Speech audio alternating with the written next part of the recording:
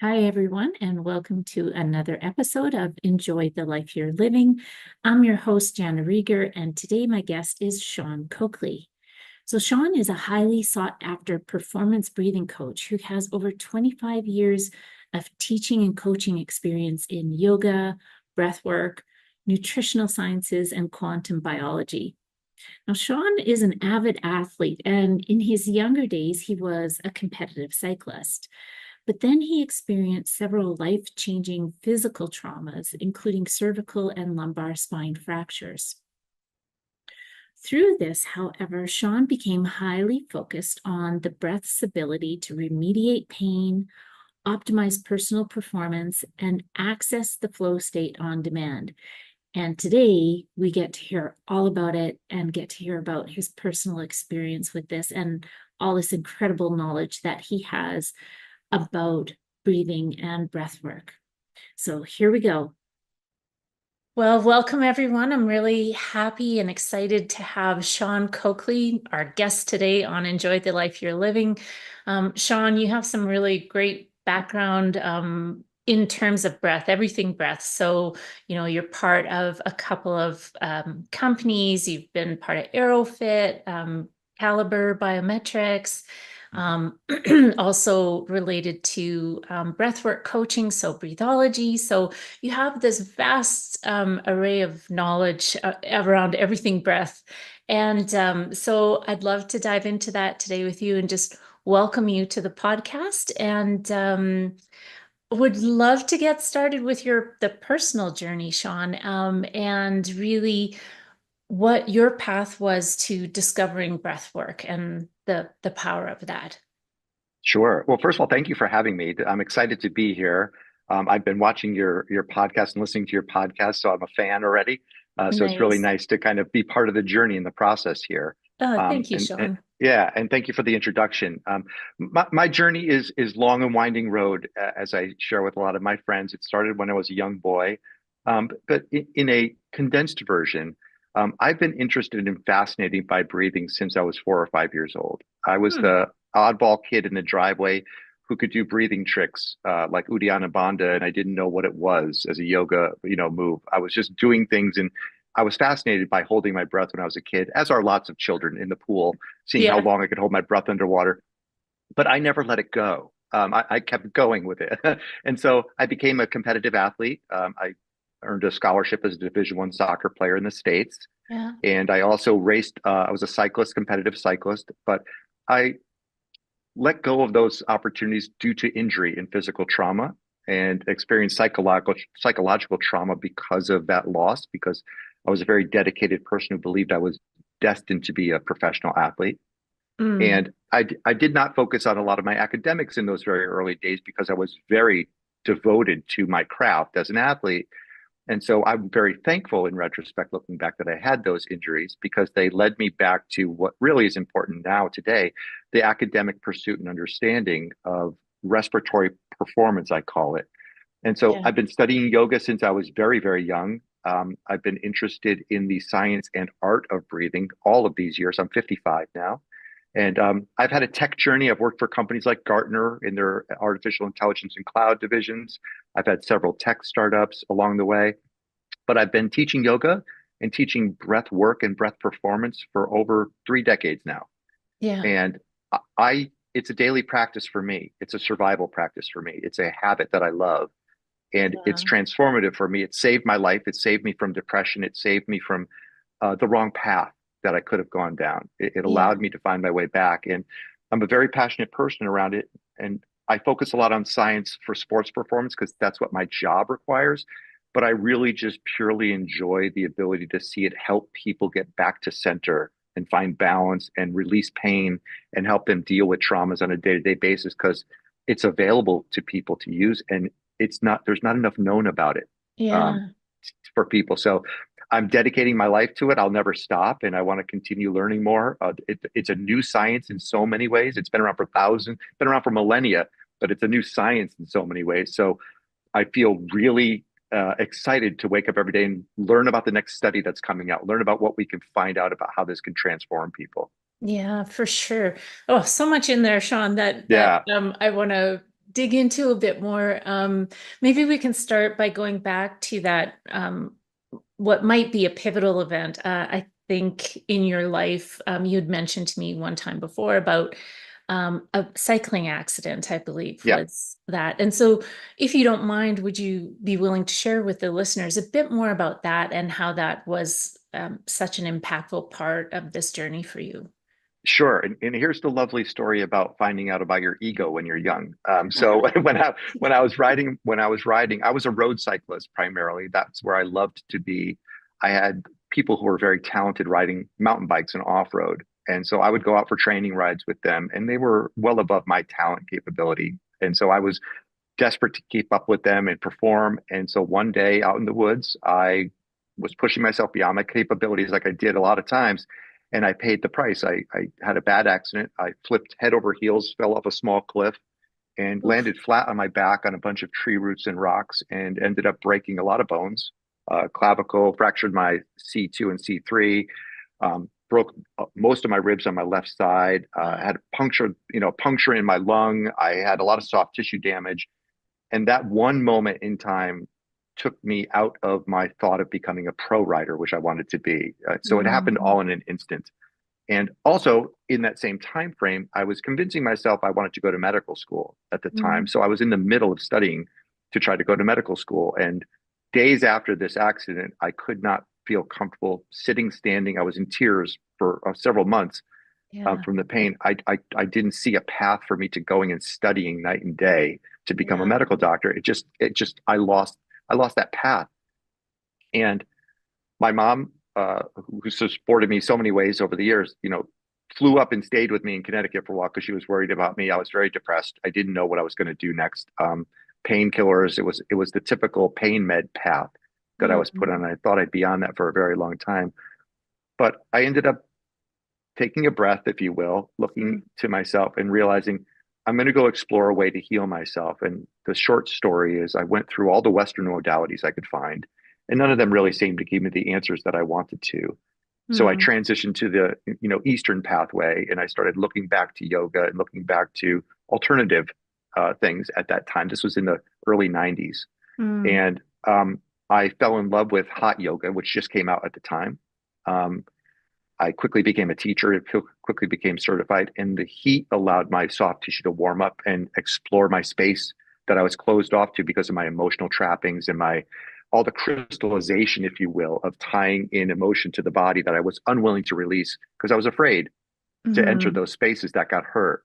And mhm, I discovered breath in the middle of one day in one of my classes. I discovered that a breath found a space that I had closed off, and it felt cold and crisp inside of my lungs. Like I felt a opening, if you will. mm, And that was an epiphany moment for me because I started questioning, why wasn't I allowing myself to enter that space until now?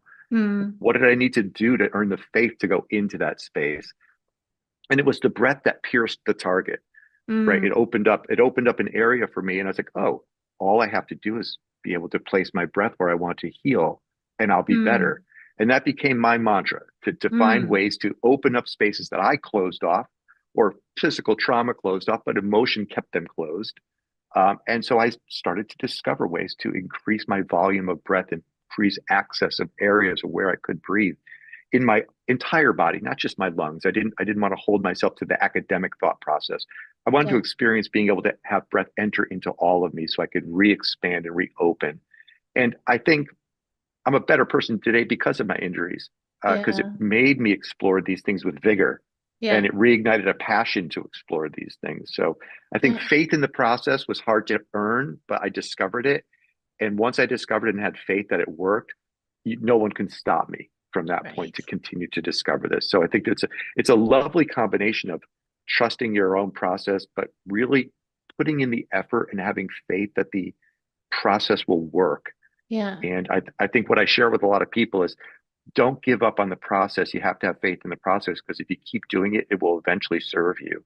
And I yeah. think that's something that's very important. Yeah, definitely. Sticking to a practice is definitely a part of a healing journey in so many parts of health.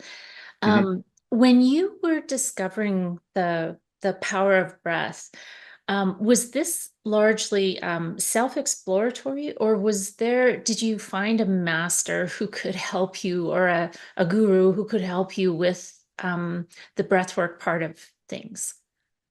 So best way for me to answer this, I guess, is I'm a voracious reader. Mm, When I was very young, I believed in getting certified in things, going off to camps and experiencing the whole thing. And there's a lovely part of the social aspect of going and learning with other people. But I quickly became disenchanted with gurus and thought leaders. And I said, well, they all write books, that all the information's out there. I'm going to go down the path of reading everything they have put out and using my own adaptive intellect to find the good stuff that I want to extract from it. So mm, I'm not going to say I didn't have wonderful people I learned from. I did. There's an amazing group of people out there. Jean Kabat-Zinn was the first guy, through my door in a book that I learned from way back in the day about mindfulness. I adore him. I never learned from him personally, but I mm, feel like I did because I read his book so many times. And yeah. Dan Brule, who's a wonderful master teacher out there. I've learned so much wisdom from him and the books that he's written. And then there's people like, my friend Stig Severinsen, who's a freediving champion who can hold his breath for 20 minutes. Each one of these thought leaders has a really unique perspective on breath. And I think what it taught me as a person who coaches people today and for many years is you can't just stick to one tool Mm, as a toolbox. The best way I could support people who are learning about this is know everything that all of those thought leaders know and pull from them the things I need in the right time and right place to assist myself and to assist the people that I work with. So I think some of the shortcomings of thought leaders and gurus is they sometimes get stuck on their own path and they mm, stop looking beyond themselves. And I'm not saying this to disrespect any of them. They're beautiful, lovely people who have done great work. But I think sometimes they get stuck in what they teach and sure. stop going out. And so I've tried to not create myself into a box. Yeah. I like to think of the practice as a dynamic practice where I have to highly observe myself and highly observe my clients because I don't know what tool is going to work and I don't want to apply my protocol to them because might not be the right thing to do, Yeah. to be Yeah. honest with you. Yeah, So for high sure. observability is the key, I think, at the end of the day. Yeah, I love that. And I love the personalization of it because um, there is just so much out there. You had mentioned earlier as well, that these techniques have been around for millennia. Yeah. Essentially, breathwork practice is very old. And yet, in the Western world, it's kind of just coming um, in the past couple of decades into vogue, and especially now. And um, I think part of that is related to the fact that we now have science that is Hmm. showing the true deep benefits to us as human beings with our physiology, our mental health, that's helping with people accepting this as part of a healthy lifestyle. Are there any recent findings that you've seen or anything in that respect that really excites you about what we're learning about breath work and breath? Yeah, great question. And that's a big question, but I do have a couple focused answers for you. So yes, we could talk about this for hours, right? Right? But realistically, there's two areas that I like to focus on from a scientific perspective. So there's from my days in exploration when I was working and consulting with Aerofit, there's a world of respiratory muscle training, which I like to Mm, categorize as, biomechanical breathing, if you will, and the quest for the quest to have everybody move away from dysfunctional breathing, which is a mm, massive problem in our society. So mm. that would be number one, and I'll talk about that in a second. And number two is really understanding the physiology of what breath actually does for you when you Yeah. breathe air and you breathe out. What is happening? So, and I find most people just take advantage of the fact that they breathe. They think they're good at it because they do it all the time. And Yeah. I think it's a terrible thing that people take for granted and they Yeah. don't explore what it's actually doing. So I love O2 and CO2 molecules. They're two of my favorite molecules. And the exchange of those molecules affects your nervous system, Yeah. affects how you feel. So the fact that people don't go back to their high school biology 101 class and kind of know that those two molecules are playing with us all the time. And by how we feed ourselves and extract these molecules from our body actually affect how we feel, how we think, how we recover, how we respond.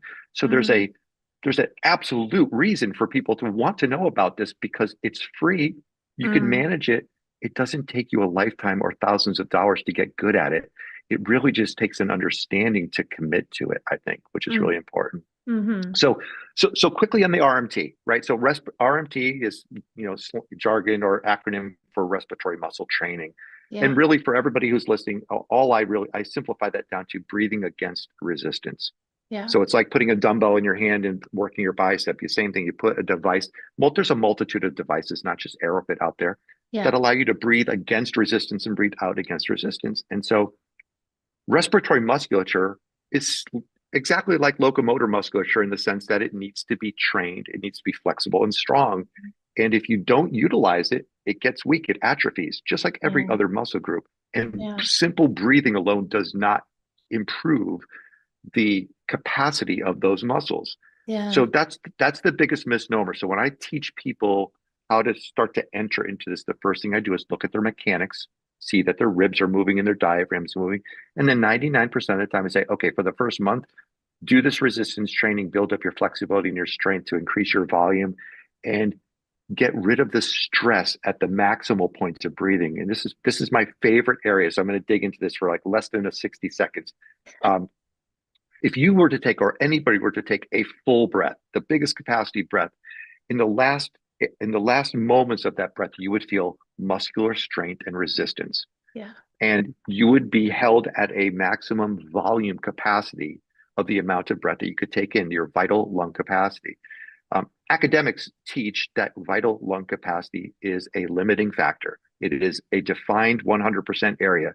So a few years back, I decided to rock the boat a little bit in that world and say, I don't believe you that vital lung capacity is limited. I Yeah. actually am going to change the word. I'm not a doctor, so I could do what I want, right? So I'm going to call it accessible vital lung capacity, Uh, which is a completely different angle because I know and I believe you would hopefully agree with me that you do have 100% vital capacity. Do you access that vital capacity? No, you don't. So I just tried to shift the language. I was a wordsmith a little bit to kind of open the doctors, the pulmonologists up to the idea that great, it's great if we have 100%, but who accesses it? And how yeah. stressful is it to access that? Yeah. So with RMT, I'm trying to help people understand that through flexibility exercises and strengthening exercises, they can go from maybe 60% of their VLC capacity to 80%. And that last percent is not as stressful anymore. So you're actually are relaxing in the full engagement of the inhale. So you don't start to complicate things biochemically by creating adrenaline or cortisol as you work to breathe. You want to Yeah. relax to have those deeper, slower breaths. So that's Yeah. a real. I think that's a really important thing in the process. I'll stop there if you have a question about that because I think it's a lot, but it's critical and it's a new concept. And I like wordsmithing things to excite people about new ideas. So that's my gift to the world: accessible vital lung capacity. Yeah, for sure. I mean, again, there's so much we could talk about here Mm, from my viewpoint in terms of some of my background in research in speech and swallowing and how important that is and how we don't use it. But the part that I really want to zero in on is around how it feels when you're mm, pushing yourself there, because that kind of plays into another love of mine, which is adherence. okay. And so when you are first getting into breath, this was my personal experience. Even having all this knowledge, when I started getting into breath work, it was like, whoa, this is harder than I thought. And I feel stress, like I'm pushing the limits. I'm breathing deeply, and I can feel not like mental stress. Although there could have been some of that, I could feel like I'm really stressing my muscles. And it didn't necessarily feel great. Like Yeah, it was something that I had to push through. And I wouldn't say it was that long. Like it was like how, a week or two of consistent effort and being like, this is okay, just it's okay. And once I got through that, then it was like, okay, I don't experience that anymore.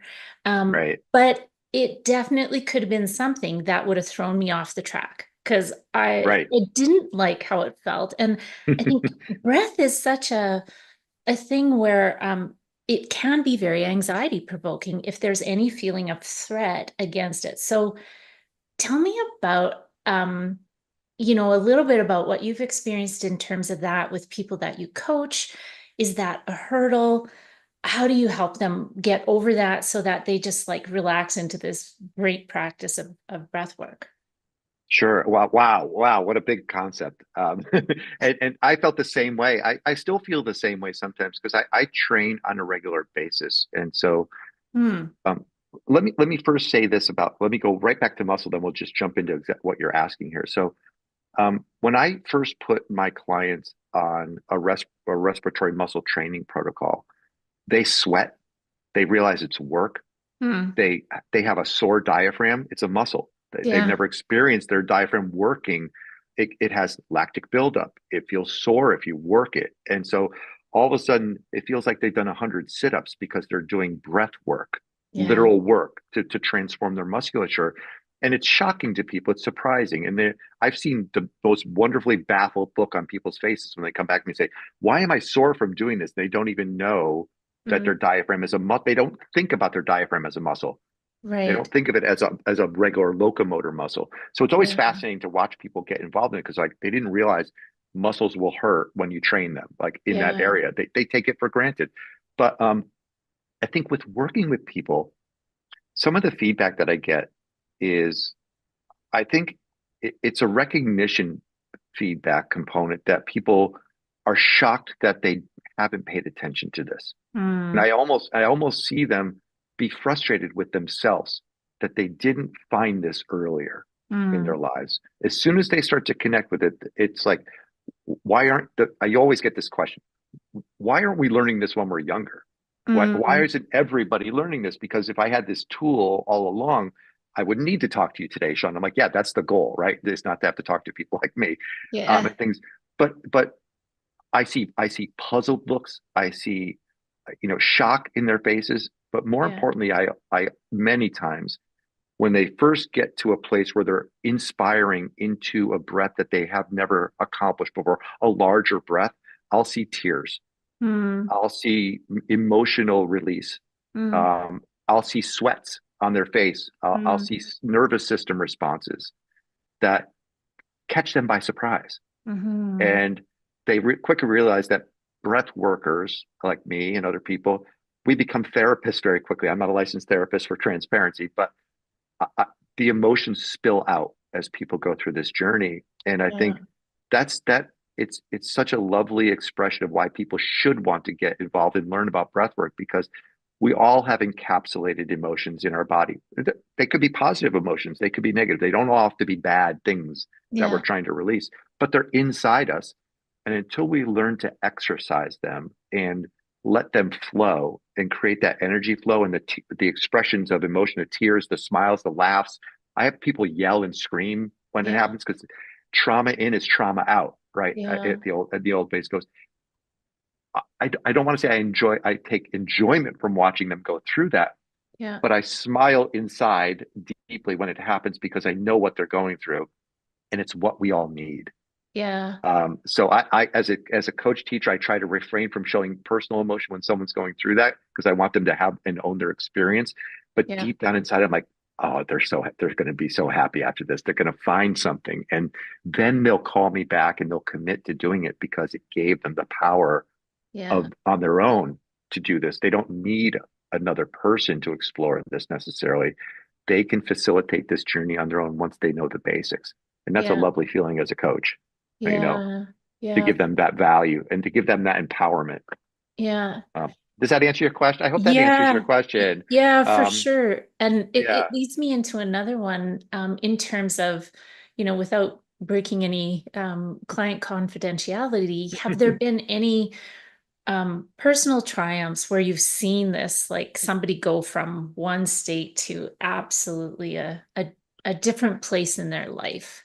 100%. It Yeah. happens all the time. And thank you. I have to be discreet.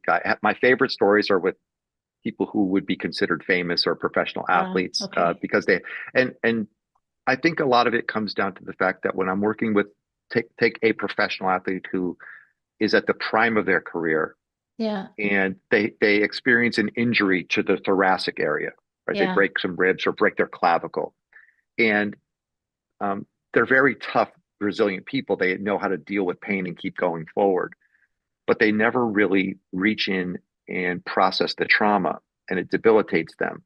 Yeah. And I've worked with a few of them who are people who have won world championship level type Yeah. events, and they're recovering and trying to come back, and they're thinking about, well, maybe this is the end for me, maybe I don't come back, maybe this is a natural time for me to retire or depart. And we go through a couple breathwork sessions, and again, it goes back to the tears come out. So if I'm looking at somebody scientifically and say, oh, your volume is diminished, you went from a 7 liter volume capacity to a 4 liter volume capacity, is it truly a mechanical change because you broke bones that you're limited now in a way that you weren't limited before? Or is it just fear, emotion, and trepidation to enter those spaces? And so I've had the wonderful experience of being able to see people like that, a few people like that, work their way through the emotional trauma that was attached to the injury and the thoughts of maybe I should stop, maybe I should back off because I'm Mm. afraid I won't be able to Mm. perform like I did before. And it Mm. allows them to regain their confidence. It Mm. allows them in a safe space with someone like me, even if it's over Zoom, to cry it out and to Yeah. say how frustrating it is that they were afraid that they couldn't financially provide for their family anymore, potentially. They all these pressures around this, and I focus on athletes, but they're people too. That they Sure. make a lot of money and they do a lot of things, but there's pressure on them just like everybody else. And probably a lot more pressure than most people know about handling. And to get Yeah. them back to their confidence level through allowing them to heal the proper way and not just get pushed by sports scientists saying, all right, let's fix you and get you back out there. They need more time to heal the emotional body, the psychological Yeah. body, not Yeah. just the mechanical body. And I think this gives them that venue. Yeah. Um, but they like to do it in private. They Yeah. don't like to share it with everybody. It's an Yeah. intimate experience, Yeah. sometimes that healing process. So creating a safe space for them to trust that they will A, not be spoken about, B, protected in the environment, not Yeah. let the secret out that they are suffering because their competitors want to know that. All these thoughts Yeah. that go in their minds, you have to understand that to be able to help them. You have to be able to empathize with them. And so I Yeah. was never as good as these people. And I work with a lot of cyclists. So I understand the sport better than most. So I could Yeah. empathize with them about the pressures of the racing. Um, but they end up trusting me because I have a niche experience level in their world. So they Yeah. believe that I could empathize with them with authority, not just, hey, I know what it's like, kind of Yeah. thing. They believe I know what it's like. And I think that adds another layer of credibility. So to my fellow coaches and my fellow breathwork coaches out there, I find the most success not trying to serve every single person, which I love working with anybody with breathwork, but I'm really great working with breathwork with people that I've had personal experiences with in their area because Yeah. I could dig in with more empathy and Yeah. more critical understanding than someone who's experienced, say, stage 4 lung cancer. I haven't gone through that. I don't know what that feels like. So Yeah. I have to explore that with them and trust their feedback. I don't know personally about that area. So Yeah. that might limit my ability to work with people, but I really think I serve people in that little space really, really well. So Yeah. all my fellow breath workers out there, use your personal background, use your personal understanding and knowledge that's been forced into you sometimes through trauma, and use that as a tool to empathize with your clients so they could actually so you could see each other, like literally see each other Yeah. and be supportive to each other, not fake support, real support. You Yeah. know, there's no room to fake it till you make it in that game. You Yeah. kind of you kind of have to be real about it, or it doesn't. It's people see it very quickly if you're not Yeah. being truthful, I think. Yeah. And that's a core part of this. As the breath world expands, and you could forgive me for saying this to all the people who take weekend certification courses to become a breath expert. Um, Yeah. I don't like that part of the business because there's a lot of like it happened in yoga in the 90s when I was teaching yoga. All of a sudden, everybody on the every street corner was becoming a certified yoga practitioner after they took a 2 week course, and Yeah. they hadn't studied for 20 years, and they don't know structures of the body. They don't, but they had a certificate and they were an expert and they were going out there and doing that. So there's a caution that I like to share with everybody, that do your diligence. And if you're going to work with somebody, make sure you know where they're coming from and make sure Yeah. that they put their time in and they have an understanding that will benefit you, not just someone that props up a certificate on their wall. There's a danger to that, I think, in Yeah. this space, in a lot of spaces. Yeah. Um, so sorry, I kind of went off Hey, topic there, no problem. That's but I mean that's a secret, that's a secret soapbox issue with me. Right? So, it's a so really it's an important one because you had mentioned early in the conversation about thinking that you need certificates, and sometimes yes, but there's also that experience and other portion of this, and um getting into a long-term experience. I'd like to talk a little bit about free diving because oh you were sure, holding your breath as a 5-year-old kid. yeah, And I understand that you're also, I don't know if you are free diving now or if you're working with free divers, but I think it's fascinating to yeah, me think too. about people who can hold their breath for even more than a minute. So, can you talk to us a little bit about that, the experience you've had with that personally, and just Sure. what you think we can learn from people who have mastered that practice? Yeah, it's fascinating to me because it really is the extreme of control. Yeah.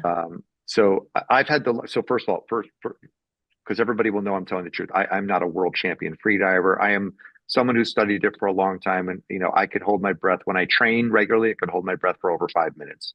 Wow. I have to train regularly to do that because you have to build up to it, just like any other sport. You have to build Yeah. up to it. But um, when I first met a friend of mine who I worked with, Stig Severinsen, over in Denmark, and I went over and became his first master instructor for breathology, which is his platform of teaching people. Mm. That was the first time I met a human being that held his breath for over 20 minutes.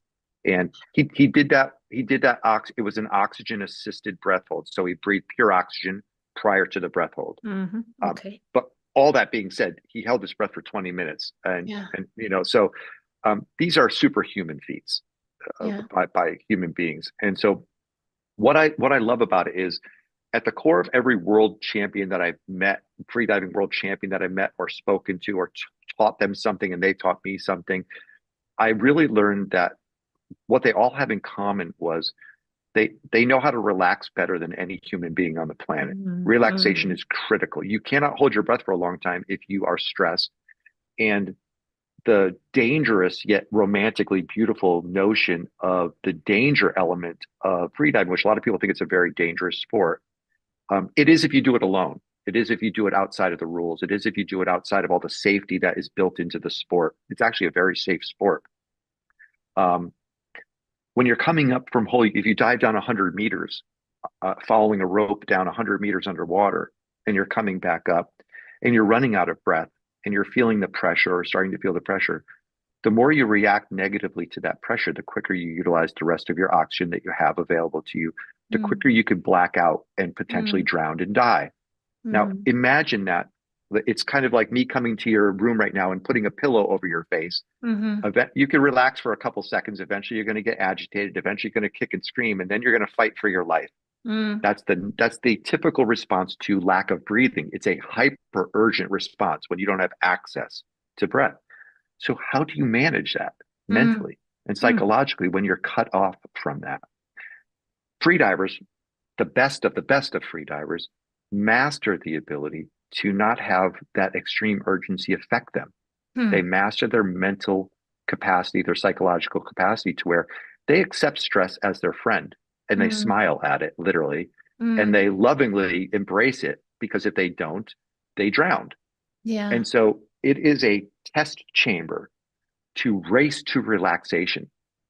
Basically, these people have to know how to relax under the most duress you could put a person under from Mm-hmm. a life or death situation. And so I became enamored by it because it encapsulated the psychology of performance, the psychology of relaxation Mm-hmm. against the physiology of oxygen and carbon dioxide buildup in the body. And it became a beautiful playground for me to kind of understand the limiting factors of what does breath holding do to a person. Mm-hmm. So as a coach, when if you became my client, one of the fun things I do, I come to my room. I won't talk to you about much at all. We'll relax for a couple minutes. I'll watch you breathe, and I won't even tell you I'm doing that. And then I'll say, why don't you lie down on the floor for a second, get comfortable, breathe normally, close your eyes, and then I'll talk them into take a deep breath and hold your breath as long as you think you possibly can.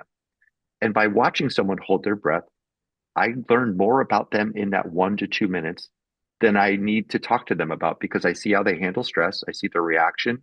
I see the recovery. I see the drama come out because Yeah. they come, oh my God. There's the hyper panting people. There's the people who just chill out. So it's psychology in a bottle, right? I get to see in a minute or two how that person responds or how easy were they on themselves? Did they really push themselves to their limit? What do Mm, they think their limits are? I see mm, all of that in a minute or two. And typically, if you were on the floor with me and we were talking about this, I would teach you for a half hour and say you mm, hold your breath for a minute. An hour later, you'd be holding your breath for 2 minutes, 2 minutes and mm, 20 seconds, because mm. I let you understand the physiological responses, why you shouldn't be afraid of those. It's okay to feel that because it's not danger. And you start to chip away at the limiting factors. And by doing that, I have grandmothers who are 70-year-olds holding their breath longer than athletes because they're more relaxed than the athletes. And Mm. it's a beautiful juxtaposition because I have like people who are training to become Navy SEALs who are the fittest, toughest willpower people in the world. And I can hold my breath longer than them. And I'm 55 and out of shape. And it's wonderfully intriguing to Yeah. see that as a tool for understanding. So I use breath holding now as a window. I use it as a window into somebody's psyche to Hmm. see what their baseline is. And then in a day, I can get them more confident, handling stress better, going outside of the box and committing to this because it's a wow factor too. They like Hmm. are they're impressed with themselves so much that they went from a minute to 2 minutes. Like they think they could do anything when they Yeah. walk out the door. It's a real shot, of confidence in them. And they believe that what they're being provided works. So they commit to it. And that commitment is what's important to me. That they go out, this changed me instantly somehow. I learned something that I haven't learned ever before. And now I'm going to try what this guy just taught me. I'm going to keep Mm. up with it when I leave Yeah. him. And it builds compliance into their attraction to it because they don't want to lose what they just learned. Mm. So it's an excitement about being able to engage with it, but it's amazing how breath holding wakes people up and centers them in the moment. Nothing else matters except getting to that next breath. So it also brings them into the present moment. Yeah. I find nothing does that more strongly than making someone hold their breath. Tomorrow doesn't matter when you're at the verge of feeling like you're running out of breath. Only feeling like you're running out of breath matters. So it Yeah. brings you here. And then you Yeah. have a beautiful conversation usually ensues because you could see nothing else matters to that person other than that experience that he just had. So you center them and anchor them in the now. And then you're Yeah. able to actually discuss what's really important, the Yeah. depths of what's important, not the periphery stuff, kind of thing. Sean, So I love it. you've inspired me. As soon as I'm off this call with you, I'm gonna go hold my breath. And I'm wondering how many of the listeners will do the same because it's Well, I want to know, be careful. Don't do it in the water by yourself. All right. right. It's okay to do it on a couch, do it lying. Don't do it standing up because I have super willful people that I've met that have come close to passing out. They're very willful people Yeah. out there. And Yeah. I see them turn gray and blue lips and their lips turn purple. They go for it. And I know how to resuscitate people. I know if they black out, I know how to bring them back, all those things. So I just want to make sure everybody said, do this with a friend, do it carefully. If you want to Yeah. challenge yourself to 80%. Don't go for passing out. That's not the goal here, Yeah. kind of thing. So be careful with yourself. But yes, it is a great experience to go through and see how you feel when you do it. Yeah. What thoughts come up? Yeah. Why did you ask yourself at the end of it, why did I stop? And if you're academically biology, physiology inclined, wait a second. I I probably could have gone longer. Why did I choose to stop there? That's the Yeah. question.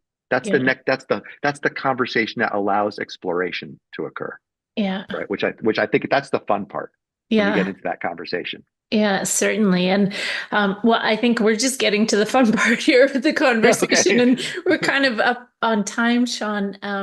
But there's just I mean, this has been such a fascinating conversation, and so many things around breath work that I think are yet to be explored and understood. And um, it's fascinating, and I can't wait to see what the next decade brings to the world Yeah, in me too. terms of breath work. And health in general, health and wellness, and how we as human beings have that ability to be a really active participant in our wellness rather than a passive receiver of other things that potentially can make us better, like pharmaceuticals, et cetera. So Right. I'm very excited to see how this part of our world develops. So in closing, Sean, I ask all my guests, what does the phrase "enjoy the life you're living" mean to you? And I would love to hear your response to that. Well, I did my diligence as I try to do always, and I read through the questions I was going to have to answer, and this I thought about this one all last night. You kept me up a little bit last night thinking about this because it's a big question. Yeah. So I found my way to, I believe, a simplistic answer. Um, and so thank you for challenging me to think about this. It's important to think about this on a regular basis. I find that the inner work that I do to help me stay in that mindset to enjoy things is to build a resiliency to come back to optimism and joy in Mm, everything that I do. We always have a choice that we can make. I see it with my kids. I see it with the people I coach. Um, I believe I happen to have been born in a way and have been nurtured in a way where, for whatever reason, I like to see the best in things. mm, It's something that I come back to all the time. Um, I find my ability to move forward in the toughest of times, finding beauty in the things around me and the things that I do, and I remind myself of that all the time. Whether it's my son dancing, doing ballet, and I'm sitting there smiling ear to ear, enjoying it, mm, or looking outside at the grass blowing in the wind, reminding what a beautiful place we live in. That's mm, the connection you need to be to alleviate stresses in your life and distract yourself with beauty so you don't get caught up in all the things that we could analyze and make critically negative all the time. mm. That's what anchors me, I think. So resilience to building a habit of resiliently finding optimism over and over and over again. That's what keeps me grounded. And at 55 years old, it what makes me feel like I'm 20 still. So Yeah. it's a really important thing that I think too many people just let go of. And there's a lot happening in the world, and it's hard to anchor yourself in that. But find the simple stuff and just connect to it and smile about it. At the end of the day, it's that simple, and that's a free diving concept as well. You know, I, I have a beautiful picture that I image in my mind of my son when he was young, sitting in lotus position, and the light was right. He would look like he was glowing. When I need to recover, I close my eyes and see that picture, and I smile no matter what I'm doing, and it brings me back to a place where nothing else matters. And Mm. yeah, it makes life good. I love it. Thanks, Sean. Well, thank you so much for your time today and sharing some of your wisdom. And we'll have all your links so that people can find you and access you for if they're looking for a breathwork coach or more information about any of your business ventures as well. So thanks again, Thank you. Sean. Really, really appreciate it. Yeah, wonderful conversation. Thanks for the questions. This has been a lot of fun. I appreciate it.